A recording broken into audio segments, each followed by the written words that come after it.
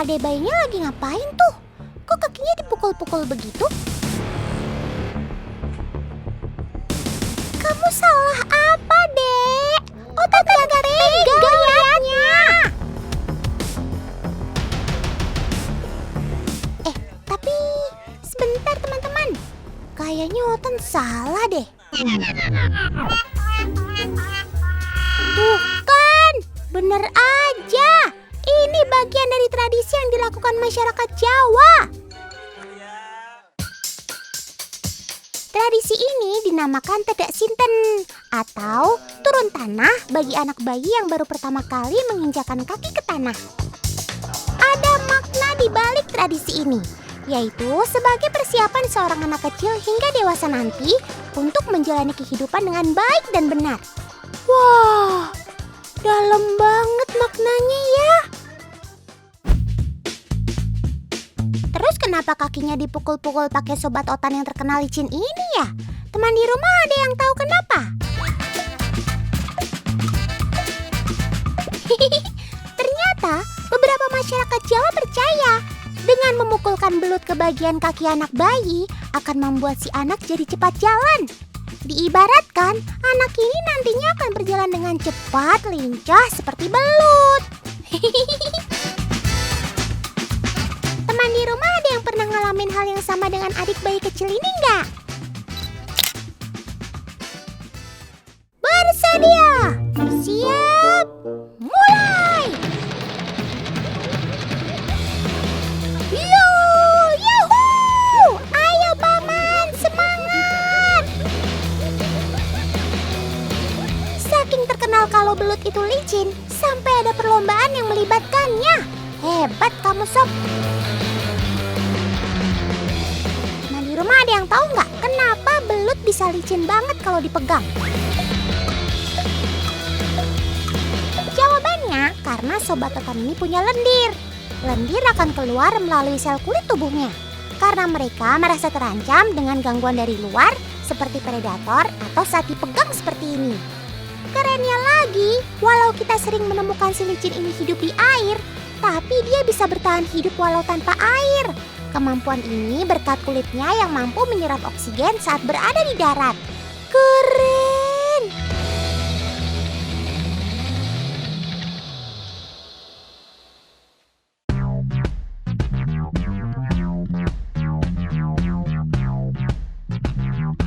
Widih, lagi ada acara apa nih Sob rame-ramean gitu? Lagi pada reunian ya kalian? Gak ngajak-ngajak Otan nih? Mereka ini adalah kawanan belut sawah yang ditampung oleh pengepul dari wilayah Kabupaten Kendal, Jawa Tengah. Kebanyakan belut berasal dari berbagai wilayah dari Indonesia. Semua berkumpul di kolam ini dan siap untuk dikirim ke berbagai tempat.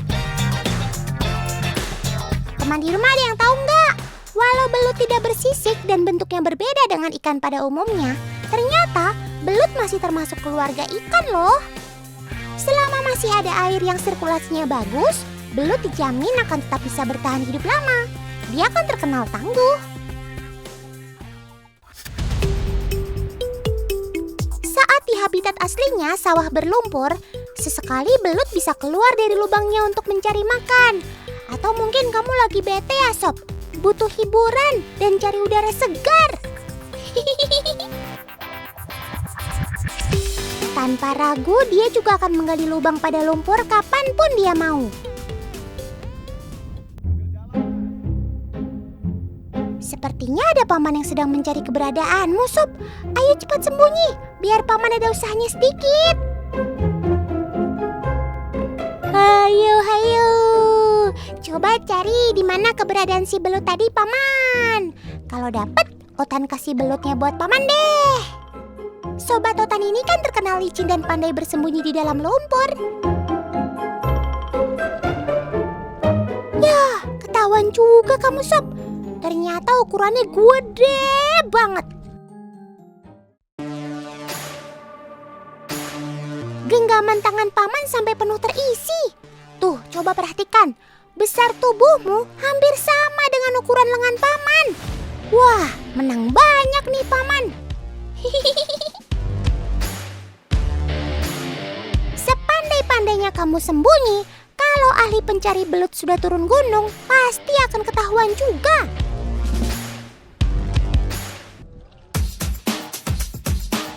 Untuk membuktikannya, Otan punya cara nih, supaya kita semua bisa melihat dengan jelas seberapa jauh belut bersembunyi saat mereka masuk ke dalam lubang galiannya. Lumpur yang biasa mereka gali, Otan ganti dengan agar-agar warna-warni yang transparan. Tenang aja sob, agar-agar ini tanpa gula kok, jadi kamu gak bakalan diserang semut. Yuk kita mulai perhatikan teman. Dia nggak langsung membuat lubang. Sepertinya masih beradaptasi dengan lingkungannya yang baru ini. Nah, dia sudah mulai bosan. Dan itu dia, saatnya gali menggali. Pola galiannya cenderung horizontal. Tidak jauh setelah membuat lubang, dia langsung belok ke kiri atau kanan lubang mencari jalur datar. Kalau dilihat, dia hanya berputar-putar di bawah titik lubang. Benar dugaan Otan kan? Lubang yang dia buat nggak begitu dalam. Kalau sudah di dalam lubang, belut cenderung hanya akan berdiam saja. Ternyata belut juga bisa maju dan mundur di dalam lubang. Mereka tahu kapan harus mundur dari mulut lubang galian.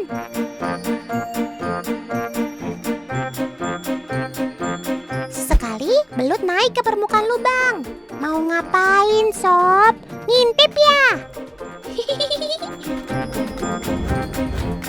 Ternyata mereka naik ke permukaan untuk mengambil oksigen. Gak lama setelah itu, belut kembali ke dalam lubangnya lagi.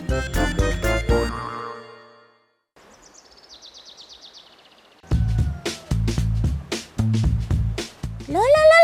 Weh, kok belutnya rame-rame kumpul di air bening? Mana gede-gede banget. Wow, kalau ini mah sobat Otan si Morea.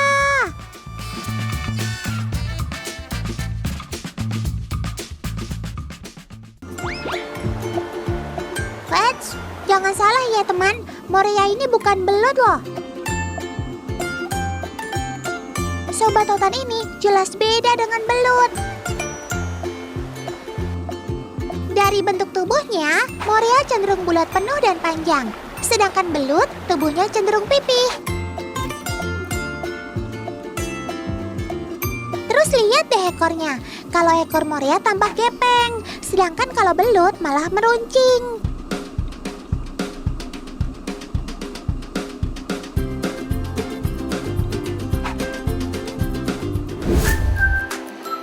Oh iya teman, saat ini Otan lagi berada di desa Larike, Kepulauan Ambon.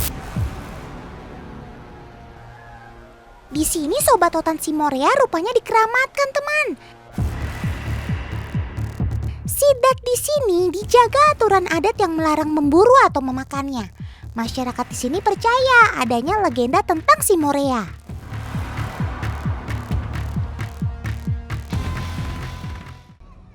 Kisah legendanya begini teman. Zaman dahulu kala, nenek moyang masyarakat sini sedang berpindah dari gunung ke daerah pantai untuk mencari sumber makan. Sang ketua adat kemudian melemparkan tombak saktinya. Ketika menancap, dari dalam tanah kemudian muncul mata air dan mengalir deras menjadi sungai. Kemudian muncullah ikan-ikan dan juga sang Morea di situ. Sebagai pertanda adanya kehidupan, mereka pun bersepakat untuk tinggal di situ dan tidak membunuh makhluk penghuni sungainya, termasuk si Morea. Kisah ini kemudian diceritakan turun-temurun dan Morea ini akhirnya lestari, hidup berdampingan dengan masyarakat. Namun, lambat laun banyak orang akhirnya menyadari kandungan gizi si Morea yang tinggi dan harga jualnya yang mahal teman. Maklum saja, si sidat ini ternyata memiliki kandungan DHA dan EPA yang lebih tinggi dari ikan salmon. Makanya perburuan berlebihan menyebabkan sidat ini jadi semakin langka. Duh, kalau kayak begini, Otan lebih suka kalau orang-orang percaya kamu jadi hewan keramat aja deh, Sob. supaya keberlangsungan hidup kamu di alam tetap terjaga.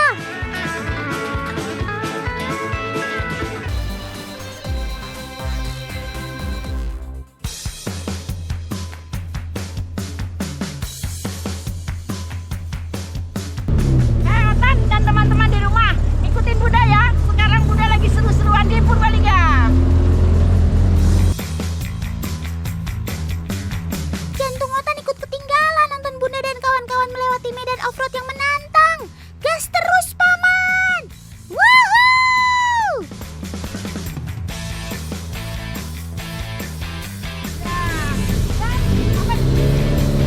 Sudah kan? Oke.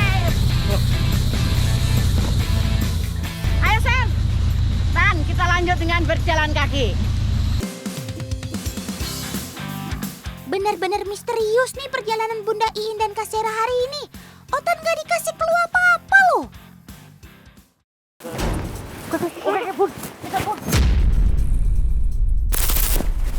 Biasanya kalau Sera sudah lari kencang seperti itu, ada sesuatu yang menarik. Waduh, ada yang menarik atau yang kejamret, Bun? Soalnya larinya cepet banget. Otan gak sanggup nyusulinnya. Hah? Itu apa, Bun? Jangan-jangan siluman ular ya? Ih, takut. Nah, ini nih baru istimewa nih, ya. Nggak sia-sia capek kita dapat seperti ini ya, Sen? Waduh, hati-hati, Kak. Ular tangkapan alam memiliki pertahanan diri dan kemampuan menyerang yang tidak terduga. Jadi kita nggak boleh lengah. Ini nih, ada yang tahu ini ular jenis apa? Nih, ini sebetulnya ular jali, tapi memiliki kelainan genetik. Ya, jadinya cantik sekali ini. Oh, luar biasa, istimewa ini ya perburuan kita kali ini. Walah, kalau ular jali si Otan kenal. Karena kelainan genetiknya, ular ini jadi terlihat beda dan unik sekali. Otan pikir kamu siluman, Sob. Nggak heran sih kalau Bunda Iin dan Kak Sera menemukan si jali di hutan seperti ini. Sebab selain dekat sawah, disinilah habitat keluarga kolobrit ini tinggal. Kalau teman bertemu si jali, jangan dibunuh ya. Sebab ia bukan ular berbisa dan sahabat petani dalam berburu tikus. Apalagi kalau dapat jali dengan warna secantik ini. Beuh, setara dengan harta karun. Cantik. Nah, Tan, Bunda punya kenalan yang spesial dalam ular-ular kelainan seperti ini. Yuk, kita ke sana sambil bawa si jali cantik ini. Ayo. Berangkat, Bun. Assalamualaikum. Assalamualaikum. Ya. Coba Coba Mas Irwan yang tahu. Wih, Om. Wih, keren, cakep-cakep. Wih, oh mantap ini. Ini namanya jali pahit ini. Oh, pahit. Iya, ini pahit. Wah, emang gak salah deh Bunda bawa Sobat Otan ke tempat Paman Irwan. Soalnya Paman Irwan ini peternak ular-ular kolobrit, khususnya jenis lokal seperti jali ini. Nih Bun, alatnya. Coba kita cek ya Bun ya. Wah, ini dalam ini Bun. Jantan. Ini jantan ini. Oh iya, usaha Paman Irwan berternak ular kolobrit dari tahun 2011 juga melahirkan ular yang super cuantik. Ini Tan, betul-betul luar biasa. Si ular putih. Nah, ini dia, ular jali Lucy. Satu-satunya morph Lucy yang pernah Otan temui pada ular jali. Nah Tan, kalau ini memang benar-benar hanya satu-satunya di sini, berarti ini koleksi yang betul-betul langka, luar biasa. Terima kasih ya Paman, kita semua sudah dikasih unjuk ular super langkanya. Nah, selain ular jali, ada yang tahu nggak ular apa lagi yang masih masuk dalam keluarga kolobrit?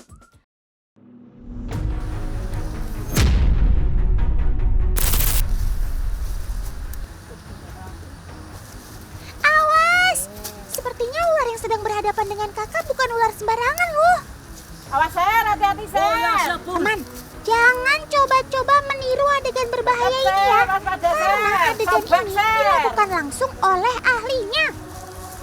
Nah, ini Tan yang namanya King Koros. Ini rajanya kolobrit lokal Indonesia. Kenapa dinamakan rajanya kolobrit?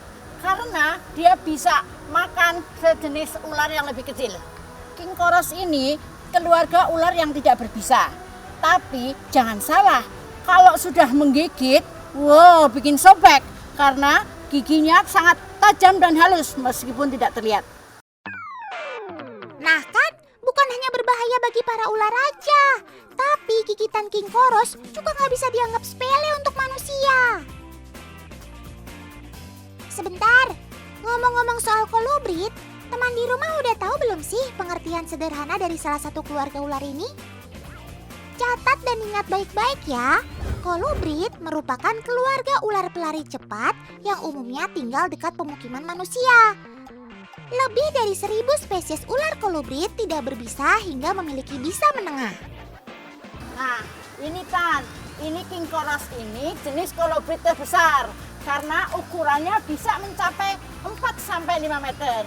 Tapi kalau yang ini kira-kira baru 3 meteran. Umumnya, ular-ular kolobrit memang tidak tumbuh sangat panjang dan besar. Tapi King Koros menduduki predikat ular kolobrit terbesar di Indonesia.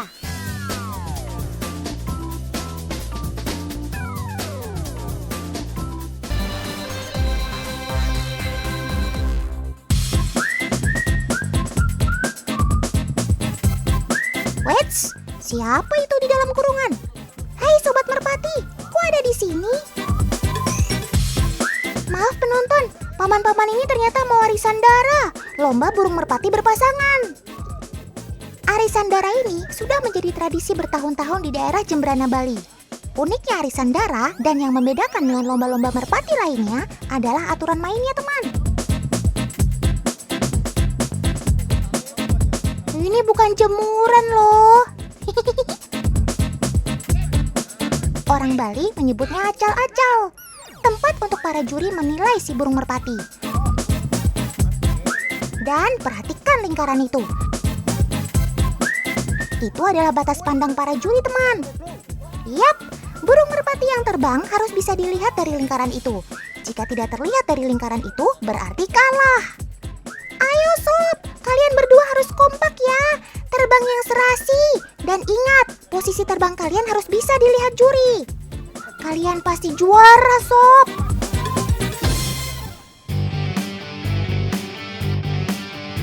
Teman di rumah udah tahu belum? Kalau nggak semua jenis merpati bisa terbang tinggi. Malah ada jenis merpati yang lebih jago untuk salto dan berguling di tanah.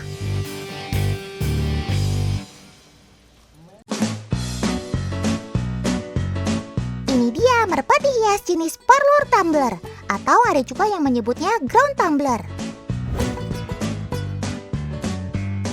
Ciri khas dari sobat totan ini adalah kemampuan lompatnya ke udara. Ia mampu melakukan gerakan salto ke belakang dan kedua kakinya hinggap kembali ke tempat semula. Cakep!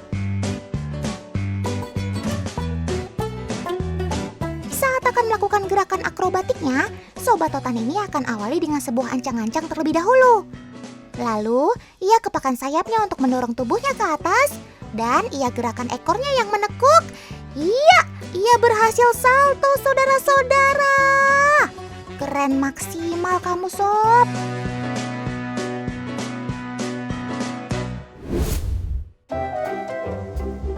Otan mau kasih tantangan buat kamu, sob. Ayo, kamu bisa ambil makanan yang ada di kardus berwarna itu nggak? Kita lihat ya, teman.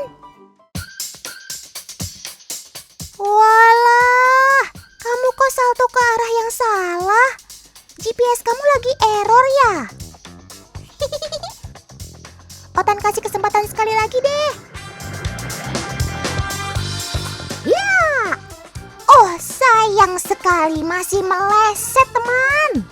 Tapi nggak apa-apa, sob. Otan makin paham sekarang sama kamu. Meskipun sebenarnya jenis parlor tumbler seperti kamu ini mampu terbang secara fisiologis, namun ternyata secara biologis kamu lebih suka berada di tanah. Sehingga saat proses pencarian makan pun, kamu akan mencari makanan yang berada di dasar. Baiklah kalau mau begitu Sob, Otan gak bisa memaksamu.